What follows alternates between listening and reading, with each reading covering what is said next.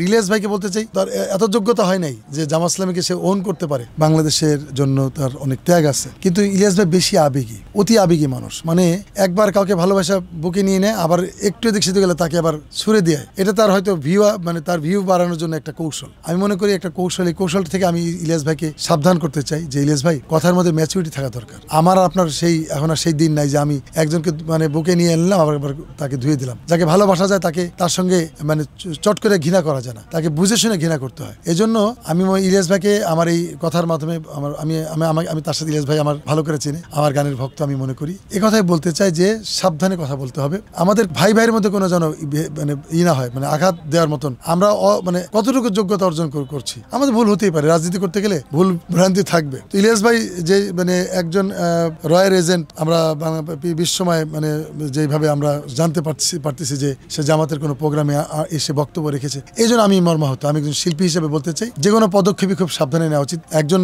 ব্যক্তি বিশাল কিছু, এমন কিছু ব্যক্তি আছে যারা যাদের সঙ্গে মিশলে সারা দেশ কেঁপে ওঠে। সুতরাং আমি তার থেকে সাবধান থাকা উচিত। আমি ক্ষুদ্র যতটুকু বুঝি, আমি কিন্তু ইসলামের পক্ষের একজন মানুষ। সেই হিসেবে আমি জামাত ইসলামী একজন সমর্থক হিসেবে আমি এই কথা বলতে পারি যে অবশ্যই জামাতকে ভেবে চিনতে পা ফেলা উচিত। আমি আমার মঞ্চে আমি কাকে তুলতে চাই? হ্যাঁ, এই মঞ্চে তুলতে গেলে তো অনেক মানুষের ভিতরে তুলতে গিয়ে দেখা যাচ্ছে 1 কলস দুধের মধ্যে 1 ফোঁটা চুনা দিয়ে সব শেষ হয়ে যাচ্ছে। এই জন্য স্পষ্ট করে বলতে চাই জামাত ইসলামীর সমর্থক হিসেবে যে ভবিষ্যতে জামাত ইসলামী এভাবে সতর্ক থাকা উচিত যে আমি কাকে মঞ্চে উঠাবো আর কাকে উঠাবো না। হ্যাঁ, তো এই পরিমাপটুকু থাকা দরকার। আর ইলিয়াস ভাইকে বলতে চাই, তার এত যোগ্যতা হয় নাই যে জামাত ইসলামীকে সে ওন করতে পারে। জামাতে সে ভালোবাসে, আমি জানি। জামাত ইসলামীর কয়েকদিন আগে সে ঈদের যে কার্টুন দিয়েছিল প্রথম আলো, কুকুরের একটা ছবি দিয়ে। এক্ষেত্রে কিন্তু আমির জামাত যেভাবে কথা বলেছে, তার কথাগুলো সারা পৃথিবীময় কিন্তু এটা লুফে নিয়েছে। আমির জামাতকে সবাই ধন্যবাদ দিয়েছে যে আমাদের ঈদের আনন্দের সাথে কুকুরের ছবি আমাদের যায় না। আমাদের ঈদের আনন্দ হচ্ছে চাঁদের সঙ্গে সম্পর্ক। ঈদের আনন্দ হচ্ছে বাচ্চাদের কোলাহল, আনন্দ নিয়ে সম্পর্ক। সেখানে কুকুরের ছবি যায় না। এটা একটা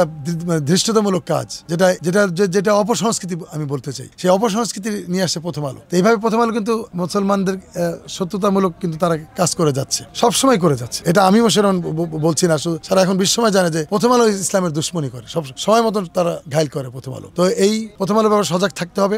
আর আমির জামাতকে নিয়ে বা একটা বৃহত্তর দল নিয়ে ইলিয়াস ভাই যে কথাগুলো, এই কথাগুলো মনে হচ্ছে যে আবদার করে, অতি ভালোবাসা থেকে এই কথাগুলো বলতেছে। কিন্তু আবদার করে একটা দলকে হেয় করা যায় না। আমি স্পষ্ট করে আমি ইলিয়াস ভাইয়ের এই ব্যাপারটাকে আমি মেনে নিতে পারিনি, এবং আমি বলতে চাই ইলিয়াস ভাই এই ব্যাপারে দুঃখ প্রকাশ করবে, এটা আমি আশা করি।